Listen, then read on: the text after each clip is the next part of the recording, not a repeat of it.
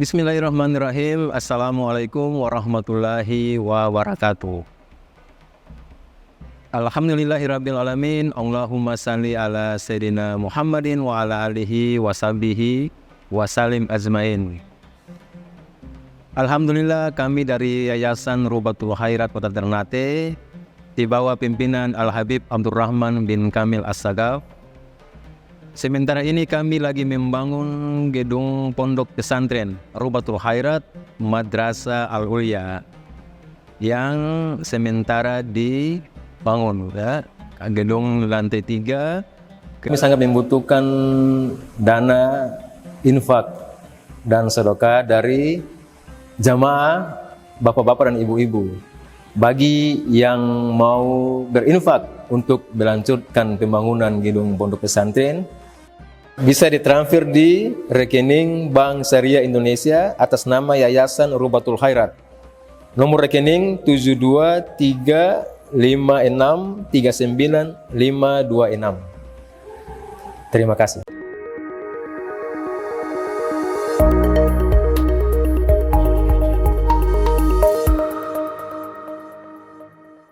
Lanjut.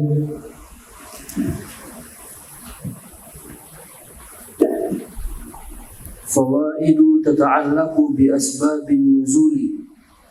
مصادر أسباب النزول: لا يحل القول في أسباب النزول إلا بالرواية والسماع ممن شاهدوا التنزيل ووقفوا على الأسباب وبحثوا عن علمها.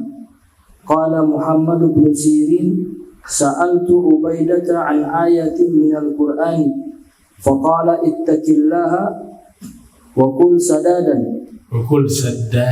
سدادا ذهب الذين يعلمون فيما أنزل الله القرآن والصحابة رضي الله عنهم هم المرجع الأول والآخر لهذا النقل وهم رضوان الله عليهم يعرفون ذلك بقرائن تحتف بالقضايا.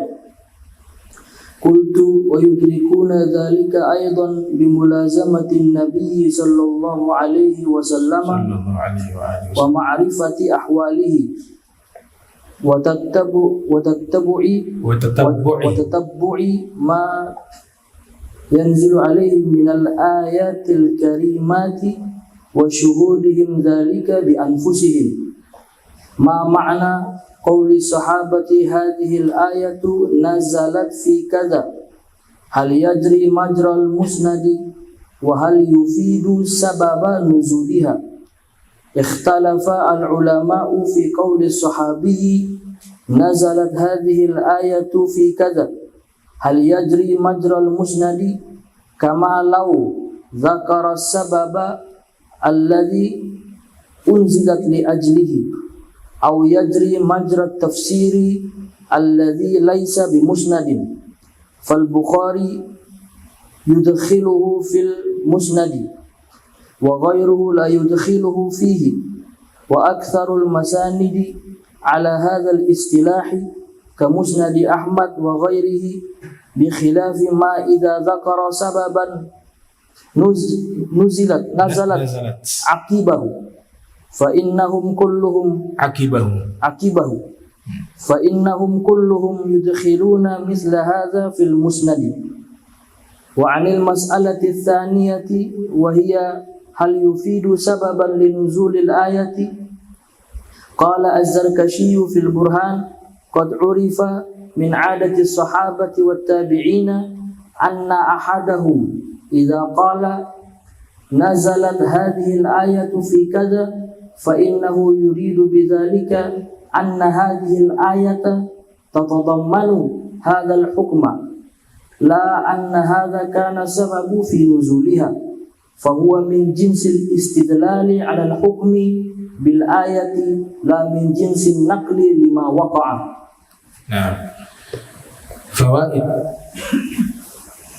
tata'allaqu bi asbabin nuzul. Faedah-faedah yang berkaitan dengan asbabun nuzul. Masadiru asbabin nuzul, sumber daripada asbabun nuzul. La yahillu qawlu fi asbabin nuzuli illa birriwayah was-sima'i mimman syahadu tanzila. Jadi ucapan atau pendapat atau pernyataan tentang asbabun nuzul itu harus kita dapat lewat riwayat. Makanya di dalam tafsir Al-Quran ada metodologi penafsiran namanya tafsir Quran bir riwayah, menafsirkan Al-Quran dengan riwayat. Jadi paling tertinggi untuk bisa menafsirkan Al-Quran yaitu Al-Quran ditafsirkan dengan Al-Quran. Di antara kitab yang membahas tentang menafsirkan Al-Quran dengan Al-Quran, ayat dengan ayat, bahkan surat dengan surat. Ulama terdahulu bernama Imam Al-Biqai misalnya. Imam Al-Biqai ini termasuk murid daripada Al-Hafiz Ibnu Hajar Al-Asqalani. Beliau menulis satu kitab yang membahas tentang metodologi menafsirkan Al-Quran dengan Al-Quran, ayat dengan ayat, surat dengan surat di dalam Al-Quran. Judulnya Nazmud Durar fi tanasubil ayati wasuwar. Muncul juga ulama asal Singkit, tapi bermukim di Tanah Suci. Beliau ini punya hubungan baik juga dengan Abuya Sayyid Muhammad bin Ali al-Maliki. Sekalipun juga ulama-ulama yang memang secara manhaj berbeda dengan Abuya ya, yang ada di Saudi, itu juga mengklaim bahwa Syekh Muhammad Amin Syinkiti juga ulama mereka. Tapi padahal sebenarnya beliau ini kita ketahui kalau dari Syinkit itu ahli sunnah, mazhab Maliki, akidah Asy'ariyah. Tapi memang beliau lama mukim di kota Makkah sampai meninggal, kalau tidak salah meninggal juga di sana. Sekarang anak beliau yang melanjutkan. Tapi beliau sangat menyanjung kepada keilmuan dari Abuya Sayyid Muhammad bin Ali al-Maliki. Beliau menulis kitab berjudul Adwa'ul Bayan. Adwa'ul Bayan adalah kitab tafsir Al-Quran dengan metodologi menafsirkan ayat Al-Quran dengan ayat Al-Quran yang lain, atau surat dalam Al-Quran dengan surat dalam Al-Quran. Memang metode ini metode yang penafsiran Al-Quran yang paling terbaik karena menggunakan ayat. Tapi memang tidak semua ayat bisa ditafsirkan dengan ayat. Tapi bisa ditafsirkan dengan hadis. Maksudnya begini, ayat, tidak semua ayat Al-Quran itu bisa ditafsirkan dengan ayat. Ada yang kurang. Yang kurang ini lengkapnya itu adanya dalam hadis. Dan riwayat hadis jauh lebih banyak menerangkan tafsiran ayat di dalam Al-Quran, karena pemahamannya adalah Nabi Muhammad SAW. Ada yang bertanya, wahyu turun, beliau terangkan. Kadang wahyu tidak turun, beliau menjelaskan lewat hadis. Sekalipun itu juga sumber dari wahyu. Nah itu. Kalau riwayat sangat banyak, tafsir Al-Quran dengan riwayat. Ada tafsir At-Tabari, ya, sekalipun di situ cukup luas tapi banyak sekali tafsir riwayat. Abu Ja'far Muhammad ibn Jarir At-Tabari, lahir tahun 224, wafat 310 Hijriah. Yang terkenal juga tafsirnya Ibnu Katsir, itu tafsir riwayat. Ya, lahir tahun 701, ada riwayat lain 700. Sebagian ulama mengatakan lahir 701, wafat 774. Beliau punya tafsir terkenal sebagai tafsir riwayah. Al-Imam Suyuti juga memiliki tafsir riwayah, Ad-Durrul Mansur, juga tafsir riwayah. Dan masih banyak ulama lainnya seperti Imam Baghawi, ya, Ma'alim Tanzil, Al-Imam Al-Baydawi juga di situ ada tafsir riwayah. Al-Imam Qurtubi juga banyak riwayat, tapi digabung-gabung, ya, metodenya digabung-gabung di dalam tafsir Qurtubi. Begitu juga tafsir Mafatihul Ghaib atau At-Tafsir Al-Kabir karya Al-Imam Fakhrul Ar-Razi yang lahir tahun 544 Hijriah, wafat 606 Hijriah. Kalau tafsir beliau itu semua ada. Mantik ada, balago ada, riwayah ada, ya, falsafah juga ada. Ya. Tapi Ibnu Taimiyah itu dalam Majmu' Fatawa mengatakan ini bukan kitab tafsir, ini kitab ensiklopedia semua ilmu. Tanda kutip beliau mengkritik, ya, kepada Al-Imam Fakhrul Ar-Razi. Dan Ibnu Taimiyah juga menyatakan bahwa Al-Imam Fakhrul Ar-Razi ini sudah irtadda an dini, sudah murtad. Nauzubillah min dzalik. Ini ulama besar nih, Al-Imam Fakhrul Ar-Razi ini Imam Ahli Sunnah wal Jamaah. Gitu. Dari mana keluar fatwa tersebut? Karena Al-Imam Fakhrul Ar-Razi ada menulis satu kitab berjudul As-Sirrul Maknun yang membahas tentang ilmu sihir. Dari situlah Al-Imam Ibnu Taimiyah memvonis bahwa Al-Imam Fakhrul Ar-Razi mengajarkan kesyirikan dengan ilmu sihir itu. Tapi ulama-ulama setelahnya membela, di antaranya Ibnu Hajar Al-Haytami.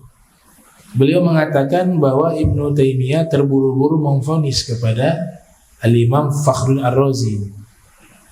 Sekalipun kesepakatan semua ulama lintas mazhab hukumnya haram mempelajari ilmu sihir ke ilmu santet dan sejenisnya, itu haram dipelajari. Al-Imam Fakhrul Ar-Razi membolehkan untuk mempelajari, tapi beliau membolehkan itu bukan berarti menyuruh kita belajar ilmu sihir dan menggunakan ilmu sihir untuk kejahatan. Tapi beliau membuka ruang agar kita bisa paham ini yang namanya sihir, ini yang namanya keramat aulia, ini yang namanya santet, dengan tujuan membantu orang. Nah, ini yang disalahpahami. Jadi salah paham, tapi sudah terlanjur fatwa itu keluar. Dari siapa? Al-Imam Ibnu Taimiyah. Sudah terlanjur mengatakan bahwa Al-Imam Fakhrul Ar-Razi murtad karena mengajarkan ilmu sihir. Dan ini diterangkan juga oleh Dr. Syekh Ali As-Sobuni. Masalah tersebut diterangkan oleh beliau dalam tafsir Ayatil Ahkam, tafsir ayat-ayat hukum, ya. Rawai'ul Bayan judulnya. Nah, ini beberapa metodologi penafsiran Al-Quran. Ada juga menafsirkan dengan diroyah, dengan ilmu bahasa Arab juga, tafsir bahasa Arab seperti apa? Tafsir Jalalain, tafsir Marogi. Ada yang menafsirkan dengan pengalaman spiritual atau isyarah-isyarah kaum sufi, namanya tafsir isyari. Seperti kitab tafsir karya Syekh Istanbuli, Ruhul Bayan. Begitu juga tafsir Sayyidina Syekh Abdul Qadir Al-Jilani, tafsir Jailani. Begitu juga tafsiran Ruhul Ma'ani, kitab tafsir Ruhul Ma'ani karya Al-Imam As-Sayyid, siapa namanya? Al-Alusi Al-Baghdadi, ya. Al-Imam Al-Alusi Al-Baghdadi. Dan banyak sekali. Jadi metodologi menafsirkan Al-Quran sangat luas, sangat luas. Ada tafsir Ibtek. menafsirkan Al-Quran ayat-ayat kauniyah, kemudian ditafsirkan menggunakan riset ilmiah dan ilmu pengetahuan modern. Namanya tafsir Tantawi, tafsir Al-Jawahir, tafsir Al-Jawahir, karya Syekh Tantawi Al-Jawahiri. Dan masih banyak lagi penafsiran-penafsiran dari para mufassirin, ya. Metode-metodologinya sangat banyak. Al-Manahij itu banyak sekali. Nah, ada kalanya juga dalam satu hadis itu sudah diterangkan juga asbabun nuzulnya, asbabul wurudnya. Kalau kita buka kitab Shahihul Bukhari, sekalipun itu kitab hadis, tapi di dalamnya ada bab namanya bab tafsir. Karena kenapa Imam Bukhari memasukkan bab tafsir dalam Sahih Bukhari? Ya karena hadis Nabi itu paling banyak menafsirkan Al-Quran, dan termasuk penafsiran yang paling tertinggi levelnya. Setelah Al-Quran kan As-Sunnah atau hadis. Makanya Imam Bukhari membuat satu bab namanya bab tafsir di dalam kitab hadis, untuk menekankan bahwa hadis ini juga berfungsi sebagai taudih wa bayan wa tafsir, penjelas dan menafsirkan Al-Quran. Itu.